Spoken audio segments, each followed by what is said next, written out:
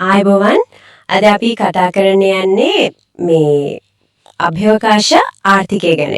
ඒක දියුණු වෙනකොට එන අවස්ථා වගේම ලොකු අභියෝගයක් වෙලා තියෙන කක්ෂීය සුන්බුන් ගැටලුව ගැනත් බලමු. ඔව් අපේ අතේ තියෙනවනේ NASA එකේ විශ්ලේෂණ වගේ දේවල්. ඔව් NASA වාර්තා, New Space Capital වගේ ආයතන වලින් කරුණු, පර්ඩියු විශ්වවිද්‍යාලයේ පර්යේෂණ, ෆ්‍රෙෂ් කන්සල්ටින් එකක කරපු සාකච්ඡා මේ වගේ දේවල් ගොඩක් තියෙනවා. හොඳයි. ඉතින් මේ කතාබහෙන් අපි බලමු නේද මේ සුන්බුන් කළමනාකරණය කොච්චර සංකීර්ණද අනාගතේ මොනවා වගේ වෙයිද කියලා. හරියටම. එහෙනම් මුලින්ම යමු අර සුන්බුන් ප්‍රශ්නෙටම. මොකද මේකේ තියෙන බරපතලකම? කක්ෂීය සුන්බුන් කියන්නේ ඉතින් අර අක්‍රිය වෙච්ච චන්ද්‍රිකා, පරණ රොකට් කෑලි, එහෙම නැත්නම් ගැටුම් වලින් එදෙන පොඩි පොඩි කැවිලි තමයි. ඉතින් ඒව පාවෙවි තියෙන කක්ෂයේ. ඔව්. භයානකම දේ තමයි සෙන්ටිමීටර් 10ට වඩා පොඩි කෑලි. ඒව දැනට තියෙන සිස්ටම් වලින් අඳුර ගන්න අමාරුයි. ඒත් ඒයි ලොකු හානියක් වෙන්න පුළුවන්ද? අනිවාර්යෙන්ම. මොකද මේවා යන්නේ අධික වේගයකින්. ඉතින් ක්‍රියාකාරී චන්ද්‍රිකාවක වැදුනොත් ලොකු විනාශයක් වෙන්න පුළුවන්. ඒ කියන්නේ ඒක නිකන් වෙඩි උණ්ඩයක් වගේද? ඒකට වඩා භයානක වෙන්න පුළුවන් වේගයත් එක්ක බලද්දී. අනේක මේක පාලනය කළේ නැත්තම් අර කෙස්ලර් සින්ඩ්‍රෝම එක කියලා කියනෝනේ. අර දාම ප්‍රතික්‍රියාවක් වගේ නේද? එකක් කෙඩිලා තව ඒවා කෙඩෙන එක? හරියටම හරි. එහෙම වුණොත් සමහර විට කක්ෂියම අපිට පාවිච්චි කරන්න බැරි තත්ත්වයට යන්නත් පුළුවන් කියලා අනතුරංග වල තියෙන්නේ. ඒක නම් භයානකයි. මුළු කක්ෂියම පාවිච්චි කරන්න බැරි වෙනවා කියන්නේ ඉතින් මේකට මොනවද කරන්න තියෙන විසඳුම? ප්‍රධාන වශයෙන් ක්‍රම දෙකක් ගැන තමයි කතා වෙන්නේ. එකක් අලුතින් සුන්බුන් එකතු වෙන එක අඩු කරන එක. ඒ කියන්නේ මිටිගේෂන්. අලුත් ඒවා දානකොට පරිස්සම් වෙන එක. ඔව්. අනික තමයි රිමීඩියේෂන්. ඒ කියන්නේ දැනටමත් කක්ෂයේ තියෙන සුන්බුන් අයින් කරන එක. ඇමරිකාව වගේ රටවල් මේ දෙවෙනි එකට. ඒ කියන්නේ අයින් කරන පරීක්ෂණ වලට එහෙම සහයෝගය දෙන බවකුත් පේනවා. අයින් කරනවා කිව්වට ඒක කොහොමද කරන්නේ? නිකන් කල්පනා කරද්දිත් අමාරු වැඩක් වගේ නේද? අල්ලලා කොහොමද? විශේෂ යාන්ත්‍රණ තියෙනවා. අල්ලලා එක්ක පාලනීය කරලා නැත්නම් අපාලිතව පෘථිවි වායුගෝලයට ගෙනවා පිච්චිලා යන්න. වායුගෝලයට අවම පිච්චෙනු නේද? ඔව්. හැබැයි වියදම ඒක තමයි ප්‍රශ්නේ. NASA එකේ ඇස්ටිමේට් එකේ හැටියට පාලිත ක්‍රමයට කිලෝග්‍රෑම් එකකට ඩොලර් 16 ඉඳන් 4000 වෙනකලුත් යන්න පුළුවන්. 60000ක් කිලෝග්‍රෑම් එකකට. අමෝ අපාලිත ක්‍රමයට ටිකක් අඩුයි. 3000ත් 5500ත් අතර වගේ. ඒත් ඉතින් ලොකු ගාණක් නේ. ඒක ඇත්ත. මේක හරිම වියදම් අධික වැඩක් නේ එතකොට. වෙනකම නැද්ද? අර ලේසර් ගැනත් කතා වෙනව නේද? ඕ ලේසර් තව ක්‍රමයක්.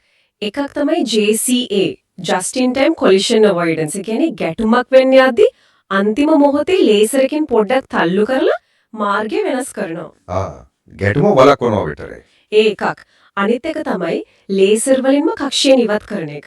ඒ කොහොමද කරන්නේ? ලේසර් කදම්බයේ බලෙන් සුන්බුනේ ගමන් මඟ වෙනස් කරලා ටිකෙන් ටික කක්ෂිය නිවත් කරනවා.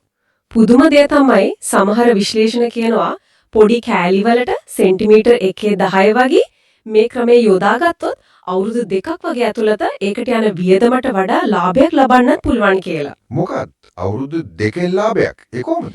ඒ කියන්නේ ඒ සුන්බුන් නිසා වෙන්න තිබ්බ හානිය වළක්වා ගන්න එකේ ආර්ථික වටිනාකම ලේසර් එකට යන වියදමට වඩා වැඩි වෙනවා කියන එක වෙන්න ඇති. ඒ වගේම ස්වීප යාන අභ්‍යවකාශයේදීම ප්‍රතිචක්‍රීකරණය කරන එක වගේ අදහසුත් තියෙනවා. හරිම නාසිකාවයි. හැබැයි ඉතින් මේ හැමදේටම ලොකු වියදමක් යනවා. අනිත් පැත්තෙන් බැලුවත් මේවා අයින් නොකර හිටියොත් වෙන පාඩුව කොහොමද? අර මැග්නයිට් টপ 50 කියන ඒවා ගැන මොකද කියන්නේ? ඒක වැදගත්.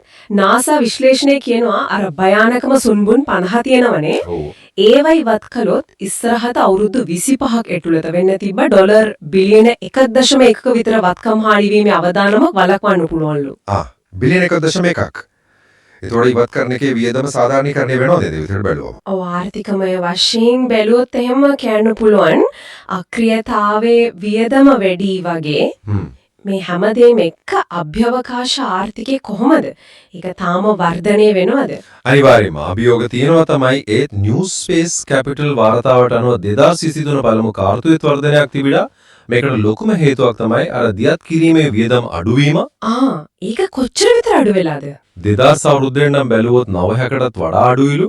ඉතින් venture capital ආයෝජකයෝ එහෙම උනන්දුයි රාජ්‍ය පෞද්ගලික හවුල්කාරීත්වය කියන්නේ PPPs ඒවත් වැඩි වෙලා. නෑසයිකත් එම වැඩ කරනව නේද පෞද්ගලික අංශයත් එක්ක? ඇපලෝ කාලේ ඉඳන්ම එහෙමනේ. දැන් ආටමිස් වැඩසටහනට SpaceX Blue Origin වගේ අලුත් සමාගම් එකකත් එකතු වෙලා ඉන්නවා. ඒ කියන්නේ වියදම් අඩු වෙලා තව දේවල් කක්ෂයට යනවා. එතකොට අර සුන්බුන් ප්‍රශ්නේ තවත් දරුණු වෙනව නේද? ඒක තමයි අභියෝගය. එක පැත්තකින් දියුණුව අනිත් පැත්තෙන් ඒකේ අතුරුඵල. හැබැයි අලුත් තාක්ෂණයොත් වෙනවා. Earth observation පැත්තෙන් ගත්තොත් ICEI ලගේ SAR තාක්ෂණය. සාර් ඒ මොකද්ද? Synthetic Aperture Radar. එකෙන් පුළුවන් රෑදවල් වලාකුළු තිබ්බත් පැහැදිලිව පොළොව බලන්න. කේරොස් වගේ අය ඒ දත්ත විශ්ලේෂණය කරනවා. හරිම ප්‍රයෝජනවත් ඇති නේද? ඔව් sannivedana පැත්තෙන් K-labs වගේ අය ලේසර් sannivedanaය දියුණු කරනවා. වේගවත් ආරක්ෂිත දත්ත හුවමාරුවකට ඇස්ට්‍රොස්කියා වගේ අය සුන්බුන් අයින් කරන එක විතරක් නෙවෙයි චන්ද්‍රිකාවල ආයු කාලය දික් කරන්නත් තාක්ෂණ හදනවා. ඒ කියන්නේ චන්ද්‍රිකාවලට සර්විස් කරන්නත් පුළුවන්. ඔව් මේ හැම දෙයකම AI රොබෝ තාක්ෂණය ස්වයංක්‍රීය පද්ධති හරිම වැදගත් වෙනවා. මේ තාක්ෂණයන් හිතනවට වඩා අපේ ජීවිතවලටත් සම්බන්ධ නේද? හැබැයි අභියෝග තව තියෙනවා අර සයිබර් තර්ජන ගැන කියුණා නේද? ඔව් පර්ඩියු පරීක්ෂණය ගැන තියෙනවා. අභ්‍යවකාශ වත්කම් වලට සයිබර් ප්‍රහාර එල්ලවීමේ අවදානම දැන් වැඩි වෙමින් පවතිනවා. ඉතින් සුන්බුන් ප්‍රශ්නට හරියටම විසඳුමක් ඕන නම් අර මම කලින් කිව්වා වගේ තුනම ඕන. ඒ කියන්නේ mitigation, tracking, remediation කියන තුනම. ඔව්. අවම කිරීම, හඳුනා ගැනීම සහ නිරීක්ෂණය සහ ඉවත් කිරීම කියන තුනම සමබරව වෙන්න ඕන. වැදගත්ම දේ තමයි අභ්‍යවකාශය කියන්නේ කාගේවත් අයිතියක් නෙවෙයිනේ, ගෝලීය පොදු සම්පතක්. හැමෝටම අයිති දෙයක්. ඒ නිසා හැම රටකටම සාධාරණ ප්‍රවේශයක් තියෙන්න ඕන. ජාත්‍යන්තර සහයෝගීතාවය හරිම වැදගත්. අලුතෙන්ම දැන් කතා වුණා ESG ගැන. ESG ඒ කියන්නේ පාරිසරික සමාජීය සහ පාලන මූලධර්ම ඒවා අභිවකාශ කර්මාන්තය ඇතුළෙම ක්‍රියාත්මක වෙන්න ඕන කියන එක. එතරම් හිතන්න දේවල් ගොඩක් තියෙනවා හරිම සංකීර්ණයි. ඉතින් මේ කතා බහ අවසානයේදී අපි හැමෝටම හිතන්නේ ඉතුරු වෙන්නේ මොන වගේ දෙයක්ද? මං හිතන්නේ ලොකුම ප්‍රශ්න තමයි මේ සුන්බුන් ඉවත් කිරීමේ තාක්ෂණික අභියෝගයයි වේගෙන් දුවන අභ්‍යවකාශ ආර්ථිකයේ අවශ්‍යතාවයි ඒ ආර්ථිකයේ පිටිපස්සේ තියෙන බලවේගයයි මේ ඔක්කොම එකට ගලපගන්නේ කොහොමද කියන එක. ඒ කියන්නේ තිරසාර බව කොහොමද මේකට සම්බන්ධ කරගන්නේ කියන එක නේද? ඔව් අභ්‍යවකාශයේ ගතික ඒ වගේම තිරසාර හැමෝටම ප්‍රතිලාභ ලැබෙන අනාගතයක් හදාගන්න නම් අද අපි ගන්න ඕන තීරණ මොනවද? ඒක තමයි හිතන්න තියෙන වැදගත්ම දේ.